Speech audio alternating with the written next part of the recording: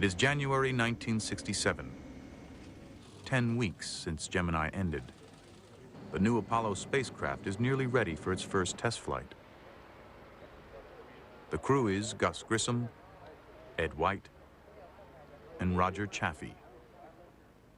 Chaffee is a rookie. This will be his first flight. Ed White flew once in Gemini. He was the first American to walk in space. Gus Grissom, one of the Mercury 7, is the most experienced. This will be his third flight, and he intends to go even farther. Gus, what do you think your chances are for an Apollo flight? I think they're pretty good. I expect to be around for most of the Apollo program.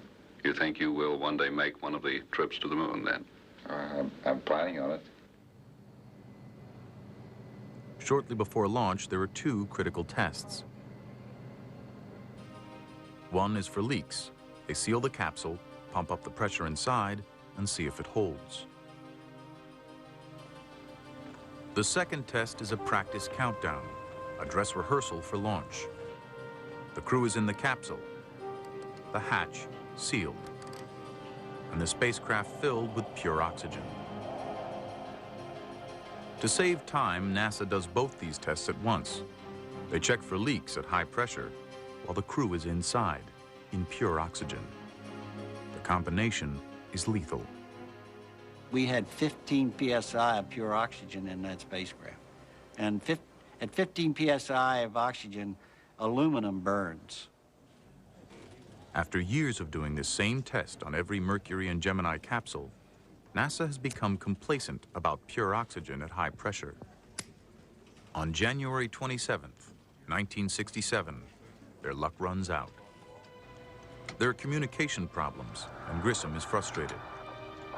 You copy? No, I didn't read you, Chuck, at all. I can't read you, Chuck. You want to try the phone? Hey, how do I get the moon? We can't talk between three buildings. I can't hear a thing you're saying. Jesus Christ. Did you guys talk together up there at the command module? I said, how are we going to get the moon? We can't talk between two or three buildings. Ironically, the end of the test is to be an emergency escape drill, but it never gets that far. At 6:31 p.m., somewhere in miles of wire, a spark jumps.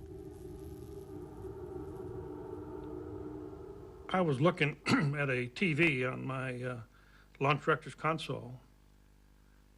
I saw a flash, and the spacecraft really burst into flames. We heard these screams in the intercom coming from the spacecraft, and we heard the people on the pad yelling about a fire. In the high-pressure oxygen, the fire quickly becomes an inferno. Seated in the middle, Ed White is desperately trying to release the hatch, but the hatch opens inward. When the spacecraft was pressurized, there was no way Ed White could pull that hatch inward. I mean, there was tons of force holding that hatch closed.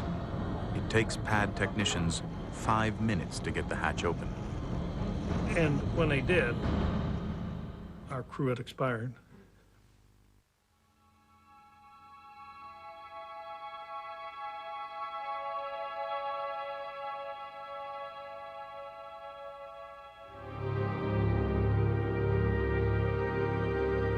It was like a stomach punch for everyone in the program, and everybody, no matter what role they had or what part they had in it, I think had a sense of guilt about it.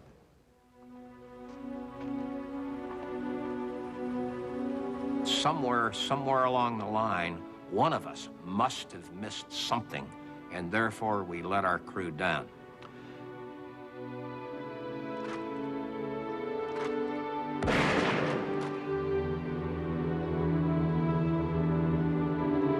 Roger was so energetic, so enthusiastic about the whole program.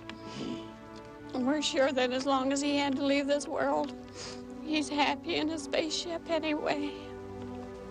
No anger at what's down at Cape Kennedy? What will continue? What will follow? None whatsoever. The price of progress comes high at times.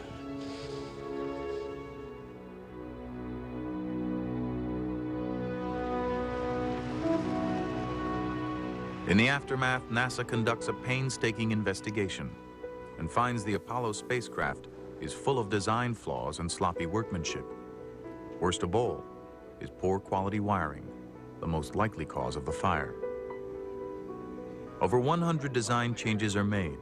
A hatch that opens outward in 7 seconds. Better shielding on wire, better fireproofing. And for all ground tests, no more pure oxygen.